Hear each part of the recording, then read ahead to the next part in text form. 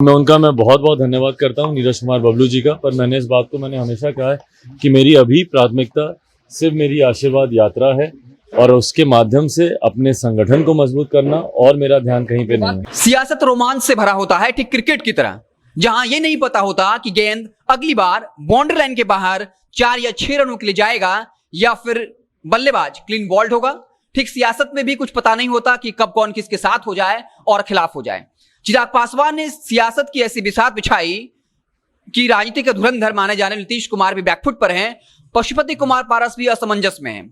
रामविलास पासवान की बरसी पर चिराग पासवान ने सियासी चाल चली, तमाम सियासी पार्टियों के कद्दावर नेताओं को आमंत्रण भेजा और हर पॉलिटिकल पार्टी के नेताओं से मुलाकात की, और इसका फायदा चिराग पासवान को साफ साफ मिलता हुआ दिख रहा है।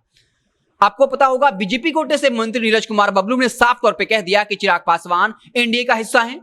बीजेपी के प्रदेश अध्यक्ष संजय जायसवाल, जो एक वक्त उन्होंने कहा था कि एनडीए का हिस्सा चिराग पासवान नहीं है और चिराग पासवान एनडीए को नुकसान पहुंचा रहे हैं, लेकिन इस बार उनके बयान को अगर आप गहराई से देखें तो वहां ये जरूर कह रहे हैं कि पशुपति कुमार पारस एनडीए का हिस्सा है, केंद्रीय मंत्री हैं, लेकिन ये नहीं कहा कि चिराग पासवान एनडीए का हिस्सा नहीं है। और ये भी साफ तौर पे कहा कि किसी व्यक्ति से गठबंधन नहीं होता है, किसी पार्टी से होता है। आपको बता दें कि चिराग पासवान ने एक बड़ी सियासी चाल चल दी है। रेणु देवी ने भी साफ तौर पे कहा कि हम जरूर जाएंगे, बेटे ने हमें बुलाया है।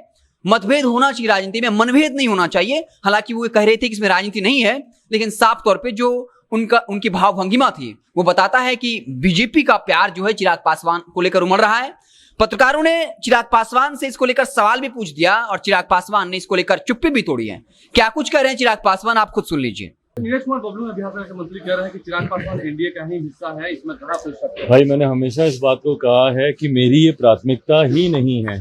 मैं बहुत बहुत धन्यवाद करता हूं नीरज कुमार बबलू जी का। पर मैंने इस बात को हमेशा कहा है कि मेरी अभी प्राथमिकता सिर्फ मेरी आशीर्वाद यात्रा है और उसके माध्यम से अपने संगठन को मजबूत करना, और मेरा ध्यान कहीं पे नहीं है। तो आपने सुना, चिराग पासवान कह रहे हैं कि हमारा ध्यान इस वक्त सिर्फ और सिर्फ आशीर्वाद रैली पर है।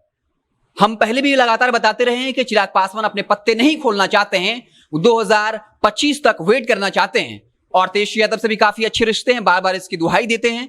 बीजेपी जो है अपना प्यार अब दिखा रही है, तो चिराग पासवान विकल्प खोल कर रखना चाहते हैं ताकि जिसके साथ भी गठबंधन हो एक सम्मानजनक सीट के साथ हो, क्योंकि अगर अभी अपना पत्ता खोल देते हैं तो हो सकता है कि 2025 के विधानसभा चुनाव में उनको उतनी सीटें नहीं मिल पाए जितना वो चाहते हैं। तो इस तरीके से चिराग पासवान ने एक बड़ी सियासी चाल चली और इसका फायदा मिलता हुआ दिख रहा है, लेकिन साफ तौर पे कह दिया है कि अपना पत्ता नहीं खोलना चाहते।